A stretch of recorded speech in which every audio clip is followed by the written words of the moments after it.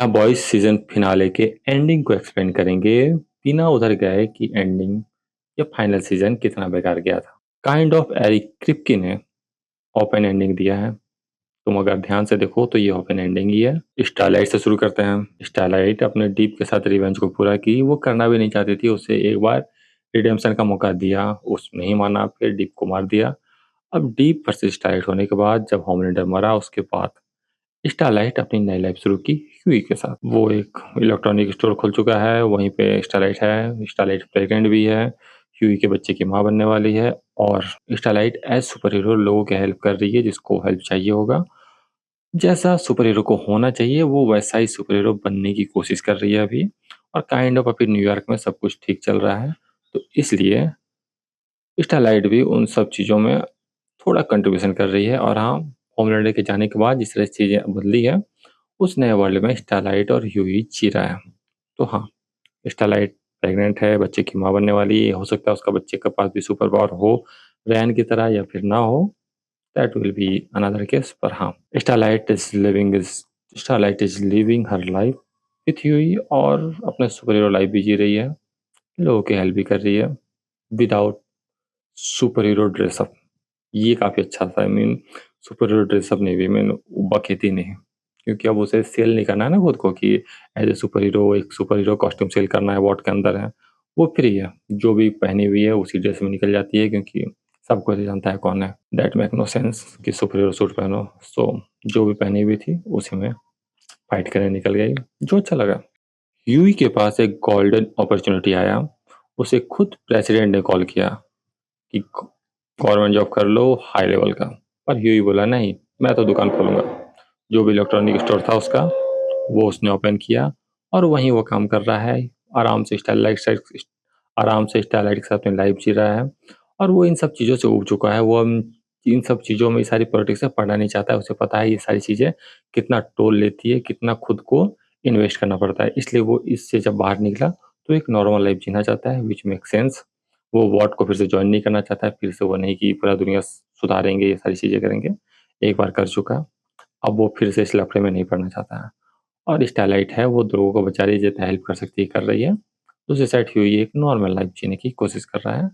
And जितना कुछ हुआ है ह्यूई के साथ, जिस तरह से उनकी लाइफ गई है अभी तक, इट्स ए गुड थिंग। और हाँ, अच्छा है उसने अपने जो बच्चे का नाम है वो अपनी गर्लफ्रेंड के नाम पे रखा, जो मर चुकी है। तो या that's also a subtle thing जो उन्होंने किया, लास्ट में बताया, और वो अच्छा था। आई मीन ये काइंड ऑफ सबको प्रेडिक्ट कर चुका था कि ये होने वाला है, और ये हुआ भी।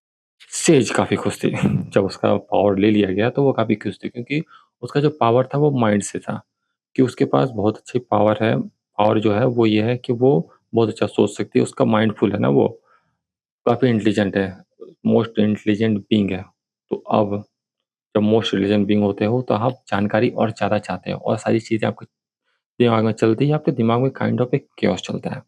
वो बोलती है वो chaos शांत हो गया। तो हाँ, अब वो बुक पढ़ने नहीं जा रही है कहीं पे, कि नहीं कहीं रूम में बैठ जाऊँगी, बंकर में बैठ जाऊँगी और बुक बुक पढ़ूँगी, नहीं।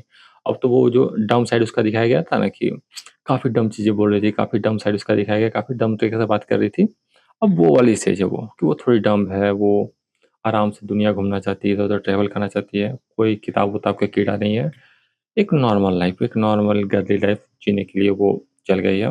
दुनिया घूमेगी इधर-उधर, ये सारी चीज़ें करेगी। तो हाँ, अब वो जो बुक पढ़ने वाला बात था वो भूल जाओ, वो नहीं करने वाली है। वो आराम से वर्ल्ड टूर करेगी या कुछ करेगी और एक लाइफ़ जिएगी। किमिको की लाइफ़ थोड़ी सैड तो है, क्योंकि वो अब पूरी लाइफ़ शायद मेमोरी में जीना चाहेगी फ्रेंची के। और वो फ्रेंची जो बोलता था कि ये प्लेस जाएँगे, यहाँ घूमेंगे, ये वही प्लेस गई, वहीं पे घूमी और वो सारी चीज़ें कर रही है। वो फ्रेंची के साथ जो सपने देखी थी, विदाउट फ्रेंची, उसी सपने की तरफ आगे बढ़ गई है। बस किमिको के पास अभी भी अपनी सुपर पावर है। तो ये एक ओपन एंडिंग छोड़ देता है, और देखना ये है कि इसकी लाइफ़ कहाँ जाएगी। मीन कह सकते हो वो फ्रेंची की मेमोरी में ही पूरी लाइफ़ जी लेगी, या फिर कोई और उसे मिल जाएगा। यू नेवर नो क्या होगा, पर फिलहाल के लिए यही बोला जा रहा है कि वो फ्रेंची की मेमोरी में ही, या फ्रेंची को याद करते हुए ही आगे लाइफ जीने वाली है, जैसा अभी तक दिखाया गया है। और अगर द बॉयज़ का कुछ आगे बनता है तो वहाँ कुछ देखने को मिल सकता है, क्योंकि सुपर पावर तो है ही। सोल्जर बॉय, इसको क्यों छोड़ा गया पता नहीं, पर हाँ, इसे छोड़ा गया है। वो क्रायो स्लीप में है अभी तक, और वो क्रायो स्लीप में रहेगा जब तक कोई उसे जगाए ना, अपने मकसद से ही जगाएगा। और एक और हरामी है जो अभी भी बॉयज़ यूनिवर्स में एग्ज़िस्ट करता है, वो कभी भी कुछ भी chaos क्रिएट कर सकता है। अभी मनी हाइस्ट आ गया वापस, ये तो आराम से वापस आ सकता है। तो हाँ, सोल्जर बॉय है। होमलैंडर जितना हरामी नहीं है, होमलैंडर जितना पगला नहीं है, थोड़ा मैच्योर माइंडसेट है, पर हाँ, कमीना तो है। वो भी रूल करना चाहता है काइंड ऑफ, तो हाँ, वो भी कुछ बड़ा कांड कर सकता है आगे जाके। और एरिक क्रिप्के का फेवरेट भी है, तो इसके साथ कुछ ना कुछ प्लान ज़रूर किए होंगे। वो एडवर्टाइजिंग कर ही रहे हैं और 2-4-5 स्पिन-ऑफ उसके साथ करना चाहते हैं। आराम से सुपरनैचुरल वाला जो बॉन्डिंग है, वो अभी भी यहाँ दिख रहा है। तो यही वो चीज़ है, जो इसके कारण सोल्जर बॉय ज़िंदा रह पाया इस पूरे सीरीज़ में। रेयान, वो पहले से डिसाइड कर चुका था कि ना उसे बूचर के साथ रहना है, ना होमलैंडर के साथ। वो समझ गया था ये दोनों ही लोग सही नहीं हैं। पर वो इन वर्ड्स कभी बोला नहीं। वो पहले ही जो डिसीज़न लिया, जिस तरह से अलग रहने लगा, उससे पता चल रहा था कि वो ये डिसाइड पहले ही कर चुका है। बस इन वर्ड्स वो एक बार बोल दिया कि बूचर को कि हाँ, मैंने ये डिसाइड किया है अपने लाइफ़ के लिए, और वो बाहर निकल गया। ये डिसीज़न पहले का था, बस इन वर्ड्स पहली बार बोला। और इसके अलावा रेयान शायद चल गया है एमएमए के साथ रहने के लिए, क्योंकि ना बूचर खराब था, पर उसने मदर स्मिथ को देखा है कि वो कितना सही आदमी है, तो वो उसके साथ एक लाइफ़ जी रहा है जो मतलब अंकल ही बोलेगा उसे, फादर का दोस्त है, तो उसे सबसे सेफ साइड वही लगा, उसके साथ रहना। और शायद वो उसी के साथ रहेगा, एम के साथ ही रहेगा। आई थिंक जब तक थोड़ा और मैच्योर ना हो जाए, और थोड़ा एक होता है ना गार्जियन होना चाहिए ऊपर, तो आई थिंक वो उसे ही गार्जियन मान के चलेगा इन लाइफ अब। मदर्स मिल्क वो अपने फैमिली के साथ खुशी लाइफ में वापस लौट गया, वो फिर से अपनी वाइफ से शादी किया, और ये सारी चीज़ें हुई। सबसे जो पॉजिटिव एंडिंग देखा जाए तो वो मदर्स मिल्क के साथ ही हुआ। काफ़ी कम चीज़ें लूज़ किया वो, कुछ दोस्त को लूज़ किया, बाकी सारी चीज़ें वहाँ इंटैक्ट रही। तो काइंड ऑफ कह सकते हो मदर्स मिल्क को एक अच्छा और बेहतर एंडिंग मिला। बस उसने सोल्जर बॉय को नहीं मारा, सोल्जर बॉय से बदला पूरा नहीं कर पाया, पर सोल्जर बॉय तो भी ज़िंदा है, तो ये बदला कभी भी पूरा हो सकता है। सोल्जर बॉय जब पगलाएगा तब एमएम वापस आ जाएगा और चीज़ें हो सकती हैं।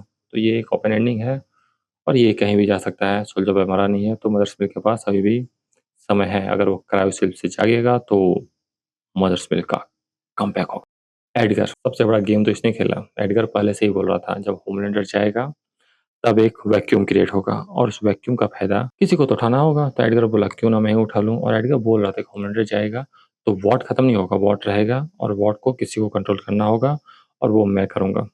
और वो यही किया। वो वॉट को फिर से चीफ बना और वॉट को कंट्रोल कर रहा है, और काइंड ऑफ एडगर भी बहुत अच्छा आदमी नहीं है। तो जो भी वो करेगा वो भी बहुत अच्छा चीज़ नहीं होगा, मान के चलो। एशली थोड़ा ओवर स्मार्ट खेलने की कोशिश की थी कि वो प्रेसिडेंट बने रहे, वो होमलैंडर के डेथ का पूरा क्रेडिट लिए, और बोले कि होमलैंडर इस तरह से डेमोक्रेसी को खराब करना चाह रहा था, चीज़ें करना चाह रहा था। जो भी होमलैंडर ने लाइव टीवी में बोला उसका वो क्रेडिट लेके वो प्रेसिडेंट बनना चाहते थे, पर तुरंत ही उसे इम्पीच कर दिया गया नेक्स्ट डे, और फिर वो चली गई। आई थिंक उसने फिर से नहीं सुना है अपने जो अंतरात्मा की आवाज़, जो पीछे तो हेड था, उसकी आवाज़ फिर से नहीं सुनी होगी, क्योंकि ये काइंड ऑफ एस्ली का ही थॉट होगा, इस तरह से जाना। अब बात करें फ्यूचर का, तो बॉयज़ क्या फ्यूचर सेट कर रहा है? तो हाँ, एक तो वॉट राइज़िंग है जो आ रहा है, जो पास्ट में सेट है, तो वो भी एक है जो स्पिन ऑफ आने वाला है। इसके अलावा एक द बॉयज़ मेक्सिको आ रहा है, वो भी एक बिग सेटअप कर सकता है। इसके अलावा जानवी के कैरेक्टर को छोड़ दिया गया है खुला, तो वो भी कहीं भी अपीयर कर सकते हैं, उनका भी लाइफ कहीं भी जा सकता है। जानवी के कैरेक्टर भी हैं, उनको बहुत ज़्यादा क्लोज़र नहीं दिया गया, तो वो भी कहानी कहीं जा सकती है। एरिक क्रिप्के बोल रहे थे कि जानवी के कैरेक्टर जानवी सीज़न 3 में नहीं दिखेंगे, पर कहीं और दिख सकते हैं, और कहीं और द बॉयज़ मेक्सिको ही है और कुछ नहीं है। तो द बॉयज़ मेक्सिको में उन लोगों को थोड़ा क्लोज़र दे दिया जाए, पर क्लोज़र क्या ही देंगे, उनका भी पंगा थोड़ा होमलैंडर से ही था। तो काइंड ऑफ ये वाली स्टोरी तो अधूरी ही रह गई। अगर उन्हें क्लोज़र दे भी दिया जाए और कोई और सीरीज़ वो नज़र भी आ जाए, बहुत ज़्यादा चीज़ें मेक सेंस नहीं करेगी। तो हाँ, ये तो है, और इसके अलावा वही द बॉयज़ का मेक्सिको आ रहा है, और कुछ और स्पिन ऑफ आ सकते हैं, पर जितना थर्ड क्लास उन्होंने सीज़न फिनाले को बनाया, इसके बाद वो अगर इस तरह का कोई कांड करेंगे कि स्पिन ऑफ लाएँगे, ये सारी चीज़ें करेंगे, तो कितना ही सेंस बनाएगा पता नहीं। पर हाँ, आराम से वो मिल्किंग करना चाहेंगे। इवन कितना भी खराब फिनाले बनाया हो, वो मिल्किंग करेंगे, और मेबी चीज़ें वर्क कर जाए, जैसे गेम ऑफ थ्रोन्स के लिए किया, मे बी स्ट्रेंजर थिंग्स के लिए भी थोड़ा बहुत कर रहा है अभी और मनी हाइस्ट तो आ ही रहा है। तो हाँ, ये सारी चीज़ों को देखते हुए आप कह सकते हो कि द बॉयज़ का स्पिन ऑफ आ रहा है और ये जो सारे कैरेक्टर हैं, ये कभी न कभी, कहीं न कहीं दिख सकते हैं।